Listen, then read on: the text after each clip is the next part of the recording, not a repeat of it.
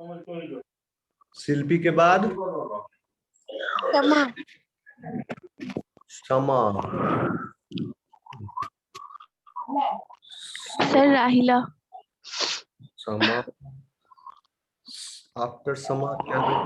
Sir राहिला। राहिला। अच्छा, हाँ राहिला।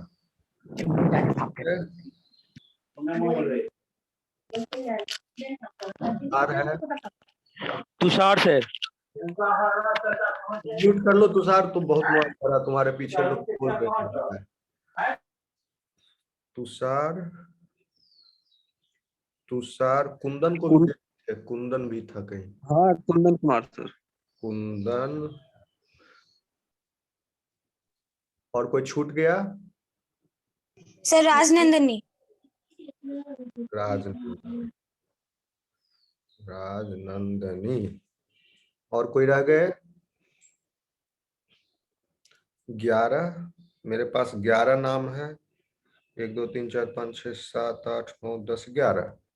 टोटल है 13 लोग। एक आदमी कोई नाम नहीं बताया अपना। कौन छूट रहा है? जिज्ञासा। जिज्ञासा। अच्छा, हाँ। जिज्ञासा का कुछ प्रॉब्लम लग रहा है, लगता है नेटवर्क में होगा। उसके पास मेरी आवाज नहीं जा रही होगी। फिर भी मैं सी हैज कम। जिज्ञासा। ठीक है, अब 7:15 तक जो आ जाएंगे उनका अटेंडेंस ले लूंगा। अच्छा, एक्टिव ग्रुप में कौन कितने लोग हैं? बिना इंफॉर्मेशन दिए हुए जो एक्टिव ग्रुप का मजा में है और आए नहीं क्लास में, वो कौन है? कोई है ऐसा? 16 है टोटल, 15 होना चाहिए। 3 नहीं आया है। Lucky. First one is lucky.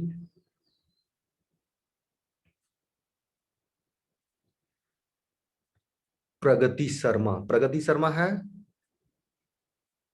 नहीं है प्रगति। सर वो बीमार है। हाँ हाँ हाँ हाँ, सही है। प्रगति वाज इन्फेक्टेड। ओके, ठीक है। प्रगति को कोविड है, पूरे फैमिली को कोविड है शायद, इसको है ना? यस सर, पूरे फैमिली को है।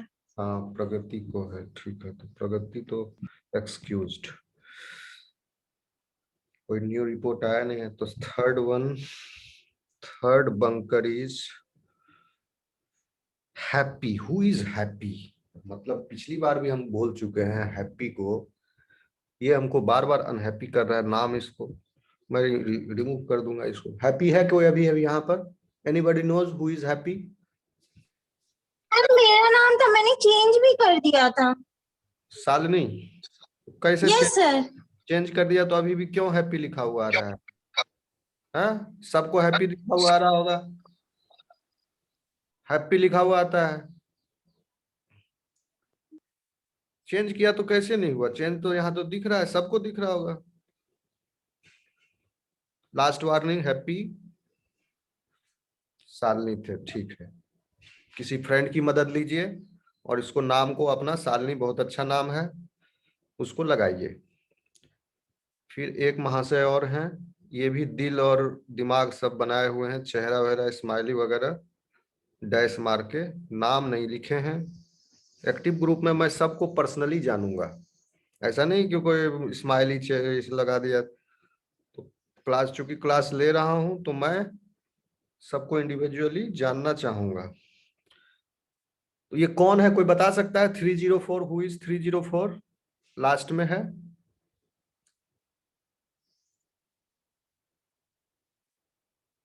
एनीबॉडी? एडमिन?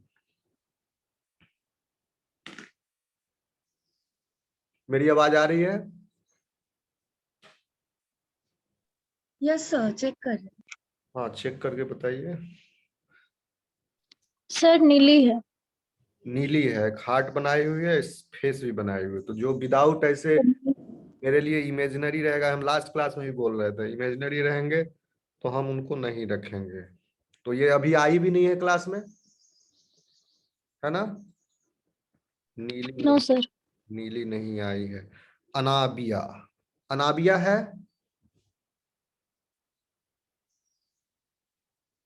अनाबिया नहीं है। Yes sir. सर हम राहिला। तो यहाँ अनाबिया क्यों लिखी हो? सर वो मतलब मिस्टेकली हो गया है सर, मैं चेंज कर लूंगी। उसको नहीं तो हमको कंफ्यूजन होगा ना। ऐसे बायोलॉजी का देखती हो, यस सर, यस सर। टेढ़ा टेढ़ा नाम रहता है, इसको याद करने के लिए जगह बनाना पड़ता है हमको। और बीच में तुम अपना भी कर ओके दो सर। तो हम मेमोरी सेल मेरा एक उपाय होगा ना, समझ गए? तो मेहरबानी कीजिए थोड़ा सा यस सर। नाम यहाँ रख लीजिए राबिया, तो हम उसे आप ही को फायदा होगा, क्योंकि आपको हम जानेंगे पहचानेंगे तभी ना आपके काम आएंगे ज्यादा। आप अपने आप को गुप्त रखिएगा, छुप के रहिएगा हमसे, तो हम क्या कैसे हम पहचानेंगे तुमको। तो राहिला इसको अपना टेक्नर तो ठीक है, राहिला इज प्रेजेंट। ईसा, ईसा है क्या? ईसा इज देयर? नहीं होगी। No sir. ईसा एक दिन आई थी और फिर नहीं आई। पूजा है? पूजा है? पूजा नहीं है। तो ठीक है, तो इन चारों पांचों को हटाना पड़ेगा।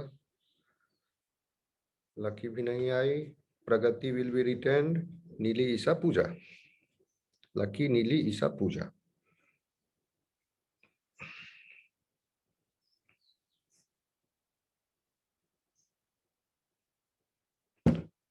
ये सब हम आपके फायदे के लिए कर रहे हैं। किसी को लगेगा बेइज्जती खराब होगा उसका, हमारे ऊपर गुस्साएगा, पीठ पीछे हमको गाली देगा, बहुत बदमाश आदमी है ना, बोलेगा। लेकिन हम हैं बदमाश, क्या करोगे? मेरा नखरा, ईसा आई है अब, चलो मैं ले लेता हूं, एंड टाइम पर आ गई। तो हमसे पढ़ोगे तो थोड़ा सा हमरा नखरा झेलना पड़ेगा, समझे? और कोई नाजायज नखरा मेरा नहीं है। मेरा एक ही डिमांड है, टाइम पर आ जाइए क्लास में। और जब एक बार क्लास बंद कर देंगे तो फिर हमको डायवर्जन नहीं चाहिए, हम फिर कंटिन्यू हो जाएंगे शुरू, बीच में इन आउट नहीं चाहिए हमको। तो ईसा तो आ गई, ईसा का लिख लेते हैं 13। ईसा,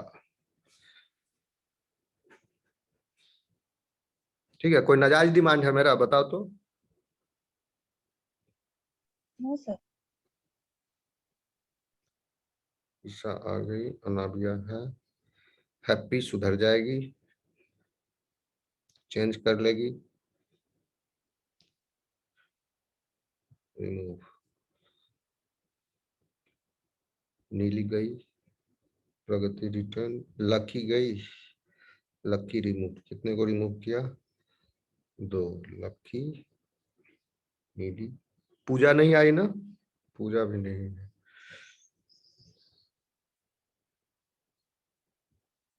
तो पूजा भी जाएगी। सबके लिए रूल बराबर है, कोई ये इल्जाम मेरे को नहीं लगा सकता है कि सर वो उस दिन नहीं आया था तो उसको आप छोड़ दिए। Rule is rule. और जो सिंसियर बच्चे हैं, सीरियस बच्चे हैं, वो तो डेफिनेटली प्रायर इंटीमेशन देंगे सर आज मैं नहीं आ पाऊंगा ये। और कोई घर से हम नहीं बुला रहे हैं, ऑनलाइन है। बेड पर बैठे बैठे लेटे लेटे ऑनलाइन मोबाइल ऑन करना है सिर्फ।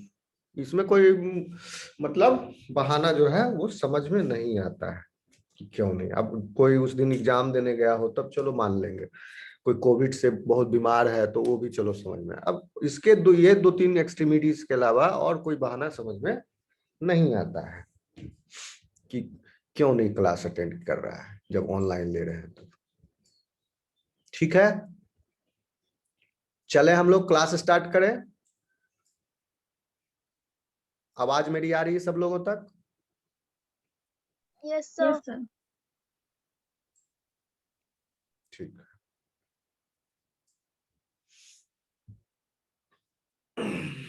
Okay, mute yourself. So now we will study reptilia, class reptilia.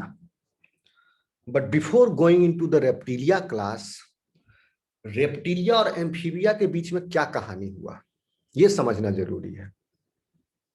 ठीक है, पहले तो एम्फीबिया आया, उसके बाद ना रेप्टिलिया आया। एम्फीबिया कब आया पहले? Anybody can tell me? Can anybody? When the first amphibia appeared? In which? Sir, 365 million years ago. in which period?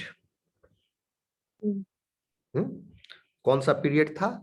साइलूरियन period था। याद है आपको? साइलूरियन पीरियड में, अब कहानी समझिए कैसे। साइलूरियन था आपका पेलियोजोइक एरा का, ठीक है ना?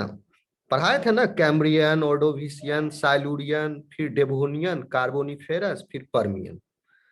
कैम्ब्रियन के बाद ऑर्डोविशियन आया, ऑर्डोविशियन के बाद साइलूरियन आया, साइलूरियन के बाद Devonian, then Carboniferous, then Permian. उसके बाद मीसोजोइक एरा स्टार्ट हुआ।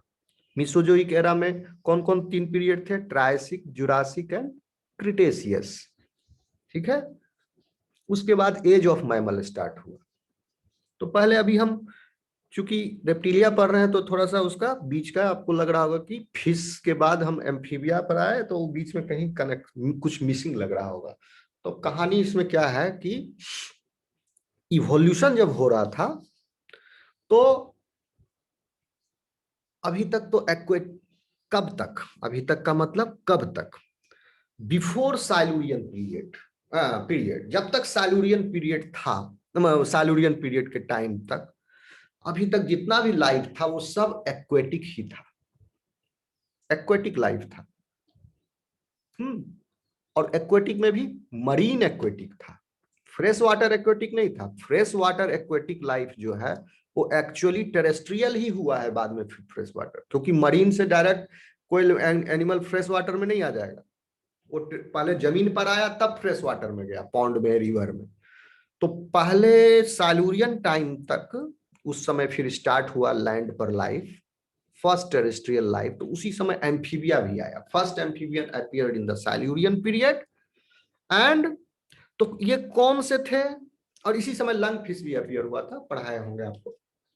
तो ये जो पहले वाले जो एम्फीबियन थे शुरू में, सब एंशिएंट एम्फीबियंस थे, primitive amphibians, and those are extinct today. Okay, the extant amphibian, extinct और एक्सटेंक्ट के बीच में डिफरेंस आप लोग समझते हैं? एक में आई है, एक में ए है। एक्सटिंक्ट बोलेंगे तो वो गया, वो जा चुका है, एक्सटिंक्ट हो गया, डिसअपियर्ड। जब एक्सटेंट हम बोलेंगे तो आप समझना दे आर लिविंग टुडे। तो इसका हम बार बार बोलेंगे एक्सटिंक्ट और एक्सटेंट, तो आसानी है बोलने में, ठीक है ना? तो शॉर्ट छोटा टर्म है। तो एक्सटिंक्ट जो चले गए, एक्सटेंक्ट जो अभी आज प्रेजेंट है। भले ही उसका इवोल्यूशन बहुत पहले हुआ हो, लेकिन अभी तक वो एक्सटिंक्ट नहीं हुए, मोस्ट सक्सेसफुल, ज्यादा सक्सेसफुल रहा, तो आज भी प्रेजेंट है, तो वो एक्सटेंट है। मेरी आवाज आ रही है? Yes, Yes, sir. sir. Are you sir getting? Please एक बार फिर रिपीट, सर एक बार रिपीट कीजिए ना फिर से, कॉल आ गया था किसी का। कौन बोले? अभिलाषा। अभिलाषा। तो आप थोड़ा सा रिकॉर्डिंग कर ले, देख लेना, ठीक है? तो मैं यही बोला, Yes, कुछ sir. ज्यादा बात अभी नहीं बोला, अभी कहानी का शुरुआत ही हुआ है, समझो, है ना? और कहानी तो हम बहुत पहले से सुना रहे हैं, कथा। ये क्या Yes, है? sir. जूलॉजी का इतिहास है कि नहीं? Yes, yes, sir. जूलॉजी का इतिहास मतलब जूलॉजी का इतिहास नहीं, पुराना जमाना मत से लेके आज तक का ये क्लासिकल जूलॉजी है, समझ। तो इस कहानी है। अभी तक हम चले कोर्डेटा के शुरू से, आपका कहाँ से? कैम्ब्रियन टाइम से शुरू हुए, वहां से विकास हम क्रम बता रहे हैं, और अभी हम आए हैं। इसीलिए हम आपको टाइम स्केल पहले समझा दिए कि अब इसका हम बार बार सिग्निफिकेंट, नहीं तो आप रट्टा मारोगे, नहीं तो है बहुत इंटरेस्टिंग चीज। तो साइलूरियन पीरियड में आपका फर्स्ट एम्फीबियन आया, ठीक है? तो टेरेस्ट्रियल लाइफ पर आने के लिए, एक्वेटिक से टेरेस्ट्रियल लाइफ को माइग्रेशन होने के लिए क्या जरूरत है? सबसे ज्यादा टेट्रापोडा जब हुआ, टेट्रापोडा का ओस्टिस्थीस। टेट्रापोडा किससे निकला? ओस्टिस्थीस से, क्योंकि उसमें डोर्सल फिन, वेंट्रल फिन आ गया, और जब लोब हो गया उसका बोन, जो एंडोस्केलेटन, जब कौन है नॉइज क्रिएट कर रहे हैं, थोड़ा म्यूट कर लीजिए। जब उसका एंडोस्केलेटन लोब्ड हो गया ओस्टिस्थीस का, पहले तो फिन रे था, नुकीला था, जब लोब्ड हो गया तो उसको एक लिनिएज को मौका मिला फॉर फर्दर डेवलपमेंट। अब उसमें ह्यूमरस, रेडियो, अल्लाह बल्ला शुरू होगा। जब तक फिन था तब तक नहीं बन पा रहा था, डेवलप हो रहा था। जब लोब हो गया तो मौका लगा, अब रेडियो अल्लाह डेवलपमेंट होगा। तब टेट्रापोडा आया। तो बेसिकली टेट्रापोडा जो है ऑस्टिस्थिस से आया। टेट्रापोडा भी जब आ गया तो अब टेट्रापोडा क्या करेगा? पानी में तो पैर चलाएगा नहीं, जमीन पर चलाएगा। पैर का विकास होने लगा, लिम्ब का विकास होने लगा। तो कुछ टेट्रापोडा जो है एक लिनिएज चला गया, जो कि आधा पानी आधा जमीन, कुछ या अपना जीवन का कुछ हिस्सा पानी में रहेंगे, जीवन का कुछ हिस्सा जमीन पर रहेंगे। ऐसे मिला जुला लाइफ वो व्यतीत करने लगे। लैंड पर इमीडिएट ट्रांजिशन नहीं हुआ एनिमल्स का। तो amphibians appeared. First amphibia was appeared in Silurian time, and those were ancient amphibians. Okay, अब modern amphibians जो हैं, जो आज आप लोग देखते हो, मेढक वगैरह, ये सब सैलामेंडर, मेढक और ये सब, मॉडर्न एम्फीबियन कब आए? साइलुरियन और साइलुरियन के बाद डेवोनियन आया, डेवोनियन के बाद कार्बोनिफेरस आया पीरियड। तो मॉडर्न एम्फीबियन आए कार्बोनिफेरस पीरियड में। इतना टाइम के बाद साइलुरियन खत्म हो गया, डेवोनियन खत्म हो गया और कार्बोनिफेरस पीरियड में आए। तो पूरा बीच में क्या था टाइम? डेवोनियन पीरियड था। डेवोनियन पीरियड हम बता चुके हैं आपको, एज ऑफ फिश। भले ही एम्फीबिया जो है फर्स्ट अपीयर हो गया साइलुरियन में, but they were not abundant. Okay, in Devonian it was, Devonian में पूरा फिश था, ऑस्टिस्थिस, कार्टिलेजिनस फिश, ये सब का राज था। They were abundant.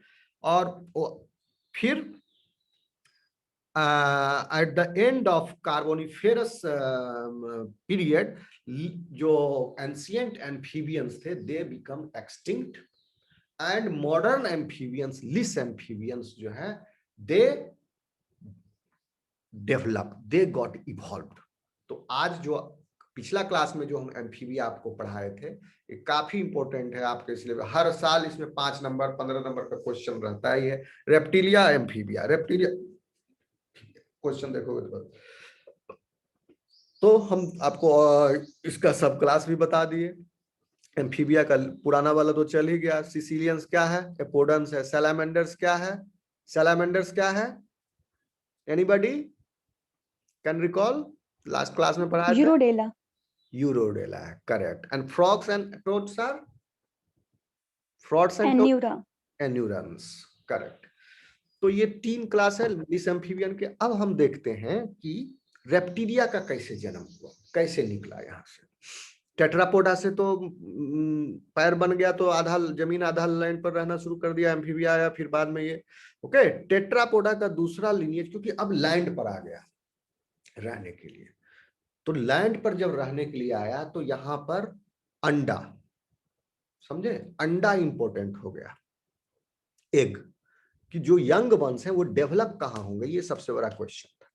एडल्ट तो ठीक है, जब यंग वन है, क्योंकि उसमें डेलिकेट है, उसका डेवलपमेंट हो रहा है, बॉडी डेवलप नहीं हुआ है, ऑर्गन सिस्टम डेवलप नहीं हुआ है, वो डेवलप होगा तो यंग से मैच्योर फॉर्म आएगा, एडल्ट बॉडी आएगा। ये प्रक्रिया कहां होगी? एक्वेटिक लाइफ था तब तो ठीक था, उसका एक्सटर्नल फर्टिलाइजेशन हो रहा था। जब तक एक्वेटिक लाइफ रहा, यानी आपका एम्फीबिया तक, एम्फीबिया में भी एक्सटर्नल फर्टिलाइजेशन हो रहा है। और एम्फीबिया के ऊपर जितना भी हम लोग पढ़े हैं, नॉन कॉर्डेट भी इंक्लूड कर लो, वो सब एक्सटर्नल फर्टिलाइजेशन हो रहा है, जहां भी सेक्सुअल रिप्रोडक्शन हो रहा है, एक्सेप्ट क्लास इंसेक्टा। इस पॉइंट को भी आप लोग नोट कर लेना साइड में, क्लास इंसेक्टा एक्सेप्शन है, ठीक है, आगे इसका जिक्र आएगा। क्योंकि टेरेस्ट्रियल लाइफ जो है एक ही टाइम पर स्टार्ट हुआ, टाइम एक ही है। आप क्लास इंसेक्टा को पढ़ोगे कि आर्थ्रोपोडा का वो क्लास है, तो ये मत समझ लेना कि इंसेक्टा जो है एम्फीबिया के पहले आया, ये मत समझ लेना, ठीक है। वो लिनिएज जब टेरेस्ट्रियल लाइफ अनुकूल हो गया, जब सारे एनिमल्स सब हर तरफ से लिनिएजेस ट्राई करने लगे लैंड से निकल के जमीन पर रहने के लिए, तो आर्थ्रोपोडा का एक लिनिएज जो है इंसेक्टा, वो कब आया? First insecta, if anybody can recall, first insecta कब आया? फर्स्ट इंसेक्ट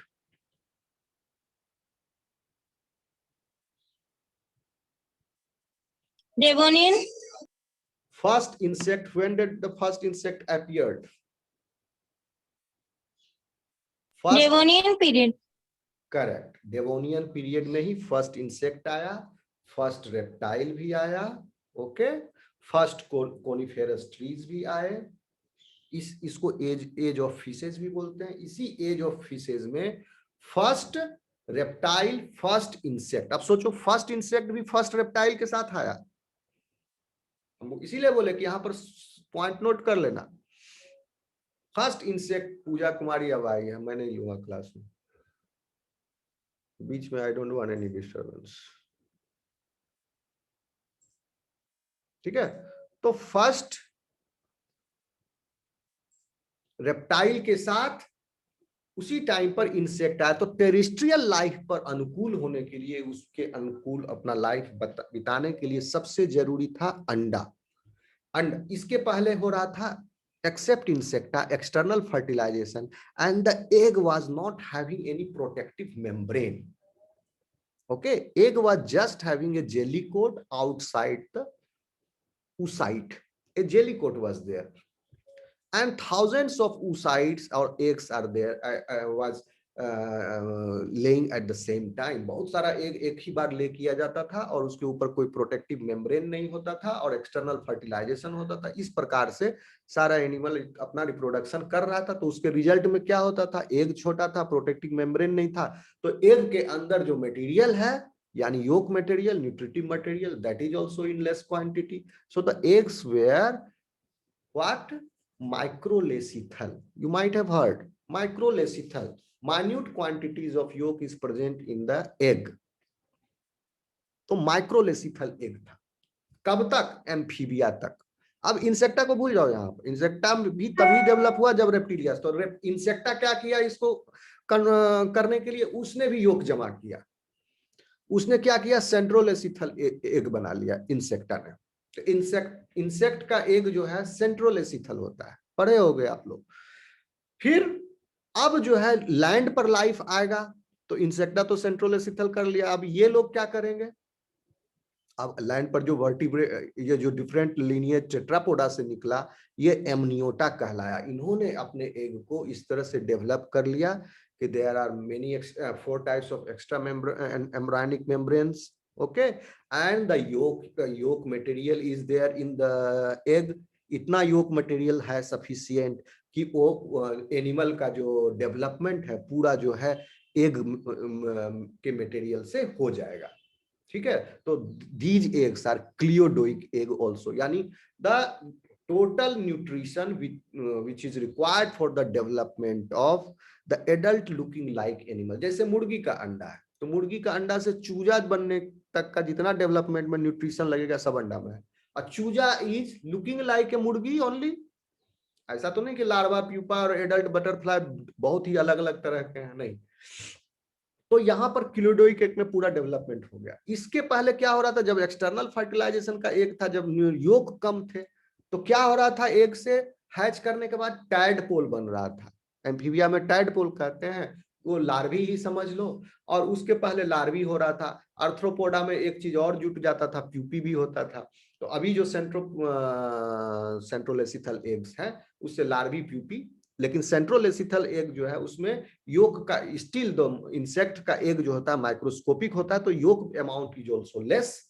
सो उसका फिर लार्वा, प्यूपा, उसका डिफरेंट स्ट्रेटेजी है, लार्वा, प्यूपा, फिर एडल्ट फॉर्म लिया। यहाँ पर इसने क्या किया, लैंड में टेट्रापोडा से जो निकला एमनियोटा, उसने क्या किया, एक एग को बहुत बड़ा बना लिया। अब बहुत सारा एग नहीं निकलेगा बॉडी से, जैसे एम्फीबिया में thousands of eggs are laid. Frog जो है एक बार में 2000 अंडा देती है, ठीक है। अब एमनियोटा जो है एक अंडा एक ही बार में देगा, लेकिन वही अंडा जो रहेगा भरपूर रहेगा मात्रा में, विथ न्यूट्रिशन, योक रहेगा उसमें, for the entire development of the embryo. बात समझ में आ रही है आपको? Yes, sir.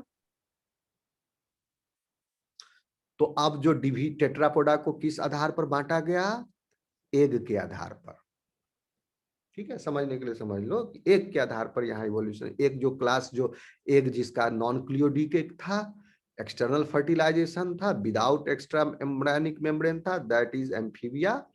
And the other, तो आप कह सकते हो amphibia is Tetrapoda without extra embryonic membrane around their eggs, and amniota are the tetrapoda having extra embryonic membrane around them.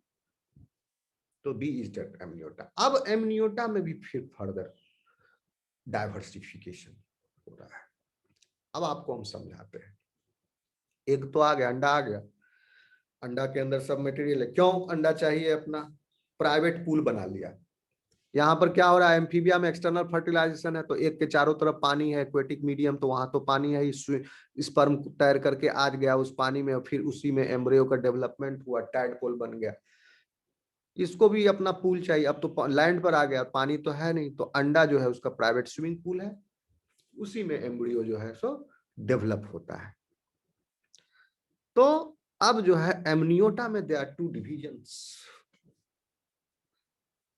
अब क्या हुआ, यहां पर इंपॉर्टेंट पार्ट आप समझ लीजिए। स्कल को पकड़ा साइंटिस्टों ने, यहां पर स्कल के साथ फिर डाइवर्सिटी लिनिएज जो स्ट्रेटजी अपनाया, एनिमल्स इवोल्यूशन जो हुआ, स्कल में डिफरेंस आया।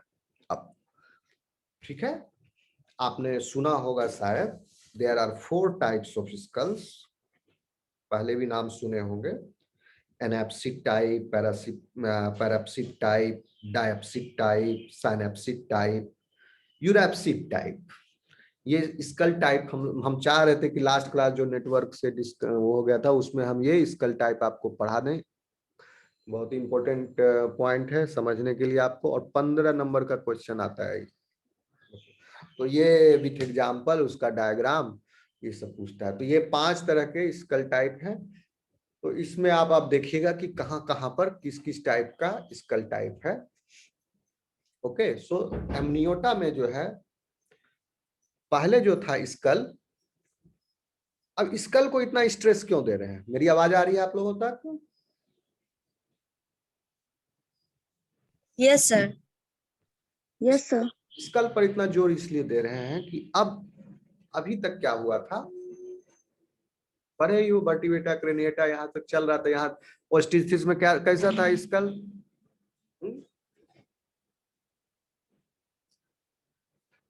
पेल्विक गर्डल से फ्यूज नहीं हुआ था ना, ओस्टिथिस में स्कल था। अब जो है जॉ उसमें पूरा बॉडी से अटैच था स्कल, नेक नहीं था। ओके, अब जो है स्कल फ्लैट हुआ ताकि नेक रीजन में वर्टिब्री ऐड हो, ताकि स्कल फ्री हो और इंडिपेंडेंटली वो मूव कर सके बॉडी से।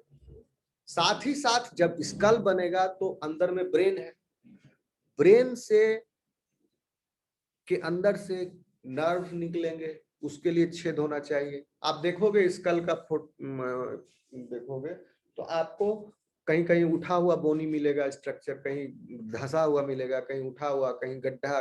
वो सब इसलिए है कि आपके इंपॉर्टेंट ऑर्गन्स को वो प्लेस कर सके और उसके चारों तरफ एक कवच रहे। जैसे गाड़ी है, उसका हेडलाइट है, अब हेडलाइट के चारों तरफ तो लोहा है ही, और हेडलाइट बीच में प्लास्टिक का है, वो निकाल दिए तो लोहा बच गया। ओके, बट द हेडलाइट तो बढ़िया से हेडलाइट फिट हो तो बाहर भी उसका स्केलेटन होना चाहिए। तो इस तरह से स्कल जो है आपका इस एनिमल में मॉडिफाई हुआ, डिफरेंट ओपनिंग्स उसके क्रिएट हुए। तो एक जो सबसे इंपॉर्टेंट फीचर है वो है आपका फोसा जो है आई ऑर्बिट के पीछे, क्योंकि स्कल फ्लैट हो गया। हम बताए थे एम्फीबिया जब पढ़ाए थे आपको, तो स्कल जब फ्लैट हुआ तो आई को मौका मिल लगा, वो ऊपर में टॉप पोजीशन पर आ गया आईज। तो अब आईज आ गया टॉप पोजीशन पर, तो इसके पीछे आई के सॉकेट के पीछे एक टेम्पोरल रीजन में फोसा है, फोसा रीजन, फोसा है, हो भी सकता नहीं भी हो सकता है। अगर फोसा है, फोसा मतलब होता है ए होल ओपनिंग। ओके, ओपनिंग है, 2 गो ओपनिंग है, ठीक है, दोनों साइड, स्कल के दोनों side, left side right side. कहां पर? आई ऑर्बिट जो है उसके पीछे। आई और आगे हम दिखाएंगे, इसको और डिटेल में बताएंगे। आई ऑर्बिट के पीछे 2 ओपनिंग है, तो वो फोसा है। अगर 2 है तो डायप्सिड कहलाता है वो। ओके, और अगर नहीं है ओपनिंग तो वो एनाप्सिड होता है। तो पहले जो टेट्रापोडा में जो एनिमल्स थे, जैसे एम्फीबिया का भी स्कल जो है एनाप्सिड मोर और लेस, कोई ओपनिंग नहीं है, एनाप्सिड जैसा ही है एम्फीबिया में भी स्कल। और जो है हम अब देखेंगे आगे टर्टल वगैरह जो बहुत एंशिएंट, समझ लो कि रेप्टाइल से बहुत पहले वाले रेप्टाइल जो है टर्टल्स हैं, उसमें भी एनाप्सिड होता है आपका, ठीक है। Sorry, skull. अब दूसरा टाइप का जो लीनिएज है तो एनाप्सिड हो गया। अब देखिए एमनियोटा में एक लीनिएज गया साइनेप्सिड टाइप, तो ये स्कल हम डिटेल आपको पढ़ाएंगे। तो उसका आज एक्सटिंक्ट हो गए वो प्रिमिटिव एनिमल्स, वो सारे, उनसे मैमल्स का विकास हुआ। ओके, और वैसे वाले वो वाला लीनिएज एमनियोटा का जिसमें आपका 2 ओपनिंग था, ठीक है। कहां पर 2 ओपनिंग था? ऑर्बिट के पीछे, ऑर्बिट के पीछे 2 ओपनिंग था, यानी उनको डायप्सिड बोला गया।